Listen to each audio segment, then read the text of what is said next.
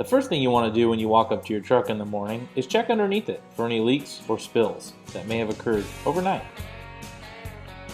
Also, make sure everything is affixed to your truck properly and correctly.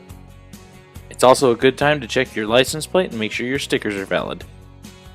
Make sure your windshield is free of cracks or damage that may put you out of service. After that, make sure to go into your truck and check your insurance and registration. Make sure both are current with the correct dates on them and we are properly covered. I'm sure the last thing you want to do is explain to the DOT officer why you don't know where your insurance and registration cards are. If you need registration or insurance cards, notify shop or management personnel for a replacement. It is now time to open your hood and examine your engine compartment. This is the driver's side of the engine compartment.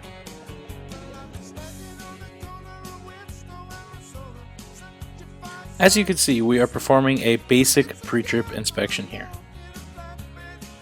Your specific pre-trip inspection may require more items not mentioned in this video. Make sure to take your time. Remember, it is better to be safe than sorry. Now let's take a closer look at what we've been looking at here.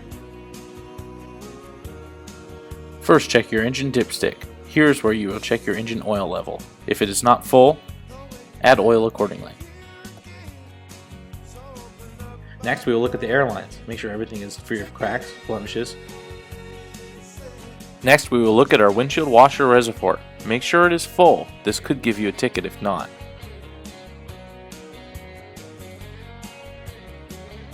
Check your fuel filter. Make sure you see fuel visible. This is your power steering reservoir. This is where you would fill it if needed. Next, check the U-joint in your steering arm. Make sure your U-joint is properly greased and no excessive rotation is present.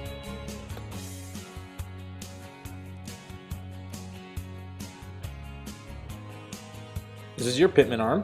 Make sure the nut has a cotter pin affixed to it and is properly installed. Check all your hoses underneath the hood and make sure they're not leaking or cracked. Next, we will check our fan blades to make sure there is nothing broken or cracked, as well as our fan shroud.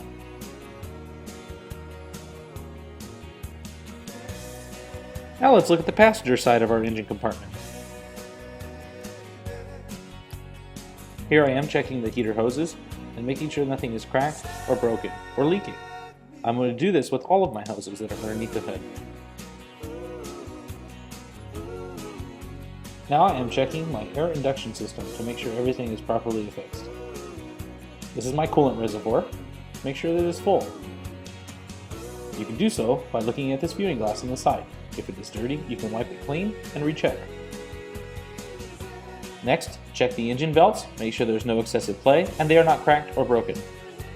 This is also a good place to check the fan blades again on this side of the vehicle.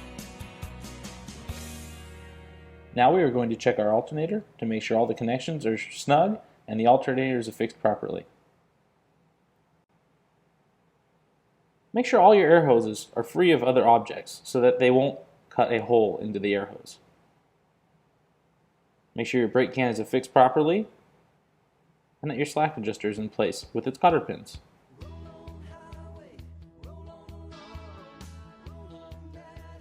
Make sure all your brake shoes are a 1/4 inch or more or not worn down to the indicator mark. Physically check all lug nuts to make sure they are present and not loose. Check that there are no cracks radiating from hub bolt holes or distortion from the bolt holes. Check that the hub oil or grease seals are not leaking, and if a sight glass is present, that the oil level is adequate. Check the inner seals for leaks. This is an overview of your basic pre-trip walkaround. While performing your walkaround, make sure to inspect your tractor and trailer for any damage that might not be your fault. It is very important that you notify shop or management personnel for such damage before you warm up your truck. If you pull your truck up to the shop for inspection, it then becomes difficult to prove that you did not cause that damage that morning, simply because the truck isn't cold anymore. As you can see, we are checking everything that is attached to our truck to make sure it is fixed properly. If you are carrying tire chocks on your deck plate, make sure they are properly strapped down or bungeed. The law requires that your air lines and electrical lines are free of your deck plate. Make sure they are suspended accordingly.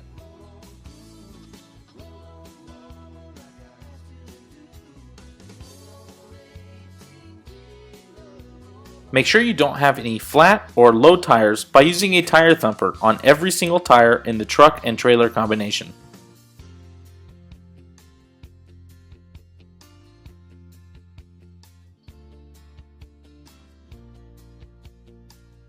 Now, let's look at some of these items a little closer. Here we are making sure our mirror is properly affixed and no cracks or dings are present, and your bracket is properly affixed to the side of the truck. Now we are going to open the door and check that the hinges are secure and the seals are intact. Now we're going to do a visual inspection of our fuel tank. Always do your visual inspection of your fuel tank and never trust your fuel gauge. Also, make sure your T-chain is correctly installed. Next, we are going to inspect our deck plate and make sure it's properly affixed to our truck. Next, we are going to inspect our air lines to make sure nothing is cracked or leaking. Also, make sure your electrical lines and your air lines are free of the deck plate. It is also a good time to check your glad hands to make sure they are not leaking as well. While you are here, inspect your frame to make sure you don't have any cracks or damage. Make sure your fender brackets on every part of your truck are affixed properly and your mud flaps are properly affixed. We want to inspect every single light on the tractor and trailer combination. Remember, one light will give you an invitation to the policeman's ball. While you are here, check all your air lines and electrical connections underneath the fifth wheel to make sure they are properly affixed and not broken. It is extremely important to make sure your fifth wheel locking jaws are locked before moving your trailer. Failure to do so would result in a trailer falling off the fifth wheel. Inspect the drive shaft for any cracks or bends and inspect the inside of the truck frame. Also, inspect your trailer fifth wheel plate for any cracks. Also, check your differential for any cracks or leaks. And make sure to check every single spring to make sure they are mounted properly and not cracked or broken. It is now time to overlook our trailers. While doing this, make sure your gate pins or latch pins are properly installed. Inspect both the sides of your trailers and your trailer gates for any cracks or damage that might affect its use.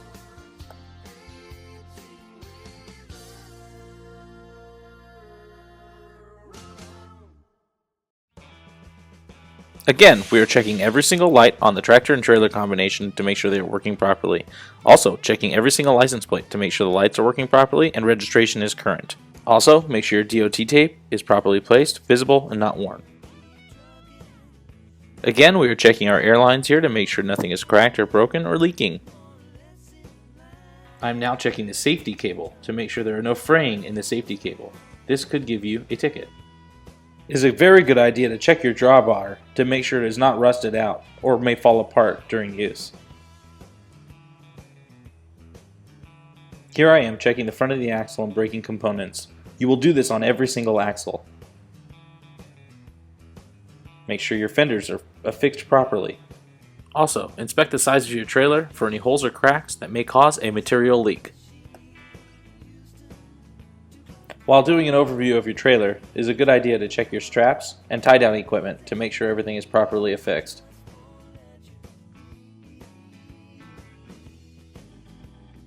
Again, at the rear trailer, we are going to check our license plate registration to make sure it's current. As well as that, we are checking our DOT tape and our lights to make sure everything is affixed and working properly. In this particular video, you've watched me pre-trip one side of my vehicle. Make sure to repeat all these steps on the other side of your vehicle as well. Let's take a closer look at one of the axles and what you might be checking. Check your air cans and air lines to make sure nothing is leaking or cracked. Also, while you're here, check your springs and make sure your U-bolts are properly affixed and not broken. Check your brakes and make sure they are properly adjusted. Both FMCSA and Dalton policy state that it is driver's responsibility to adjust the brakes. Here we are checking our slack adjusters. This is where you would adjust your brakes. As you can see, you are going to repeat this at every axle. The rod on your air can must not come out more than 2 inches when your brakes are applied. The shop has installed these zip ties so you can see how far your rod is going in when your brakes are applied. Check your springs for cracks or breaks that might put you out of service. Also, check your U-bolts to make sure they are properly affixed and not broken.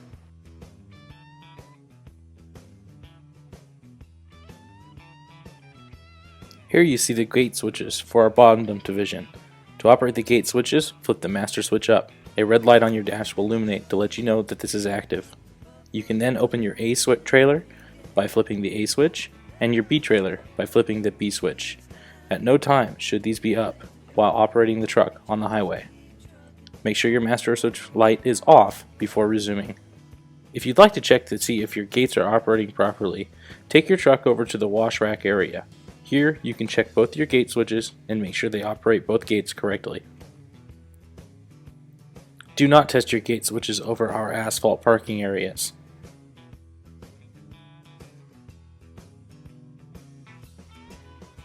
If you are operating a dump truck, prior to moving your vehicle, ensure that your dump bed is in the down and locked position to prevent it from raising while you are moving. Make sure your dump lever is in the down position, your PTO switch is in the off position, and your raised bed warning light is not illuminated.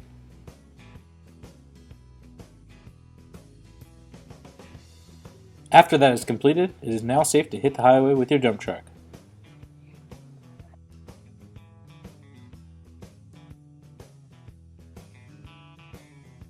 But before we enter our cab, we want to make sure we use 3 points of contact from our body to the truck when entering the cab.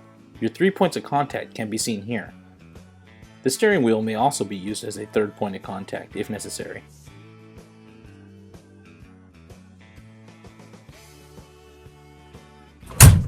Okay, I've just entered my truck. I'll put my seat belt on first, make sure it's locked in position. My seat belt's in good condition and it feels comfortable. There's no frays on the belt itself. Now we're going to start the engine. As this is my gear shift, I'm going to make sure it's in neutral. I'm moving it from side to side, and as an added precaution, I'm going to also have the clutch in. Now I'm going to start the truck, and there we go. I'm letting the clutch out slowly just to make sure that we are in neutral, and we are. The first thing we're going to look at is our oil pressure gauge, volt gauge, engine coolant, and our air pressure, which is building up to 120. Now we're going to focus on our switch panel over here, and as you can see, we have a variety of switches that all perform different functions. One is our engine brake, like we're going down a steep hill or something, and you have 3 different positions on that engine brake. High is going to be all 6 cylinders are being used. Medium is going to be 4 cylinders being used, and low 2 cylinders are being used. This is our cruise control switch right here, and I'm going to jump over to our engine regeneration switch. This is the shutdown override. If you press it once like that, it will give you 60 seconds to find a safe place to pull the truck over and park. This is our mirror defroster switch. Over here we have our headlight switch. We've got our dash panel lights right here, and our clearance lights for our trucks, and an interruption switch on our trailer lights. Hookup lights, of course, very handy in the dark when you're going to hook up in the night. This is our wiper switch right here. We've got a high and low on the wiper switch, and the washers when you need to get some bugs off or something.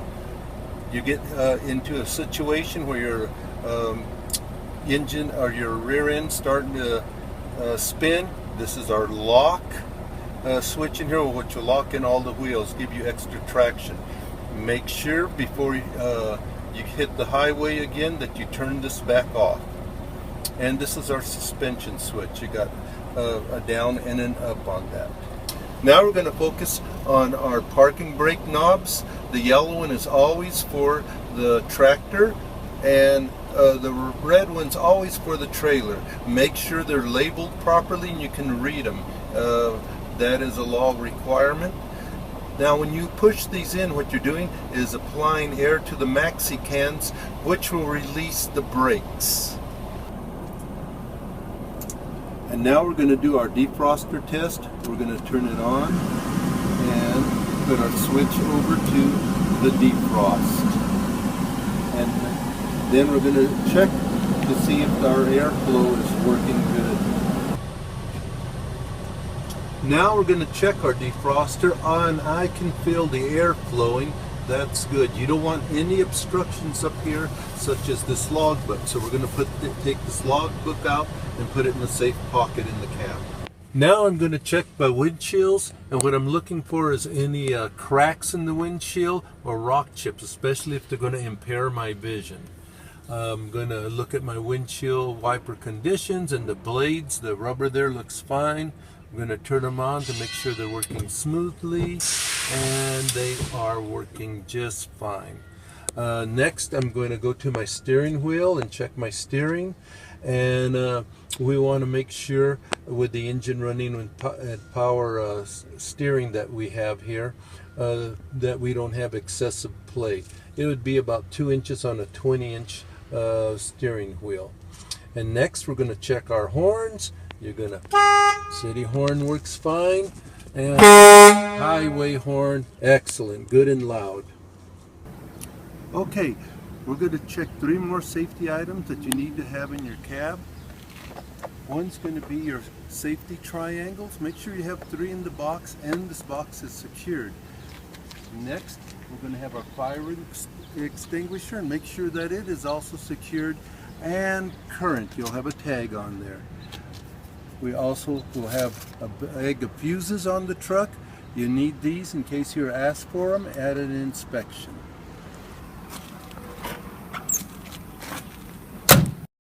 Now, when all that is completed, it is time to fill out your driver vehicle inspection report, or DVIR. Start with the date, then the time the inspection was performed, followed by your truck number, your mileage, your trailer numbers, and then in the remarks. If there's anything wrong with your vehicle, place it here. If it is okay, write pre-trip okay. Then check the box stating that the condition of the vehicle is satisfactory. You will then sign your DVIR. Remember, this is a legal document and should be treated as such. At the end of the day, when performing your post-trip inspection, mark your time here, your mileage here, and if you have any more items that need closer attention by the shop, you can list those items here. After those items are repaired, your mechanic will sign your DVIR right here. You will then need to sign here stating that the above repairs were corrected accordingly and the truck is back in service. This concludes our basic Dalton safety pre-trip inspection, and drive safely out there. Your family needs you at home.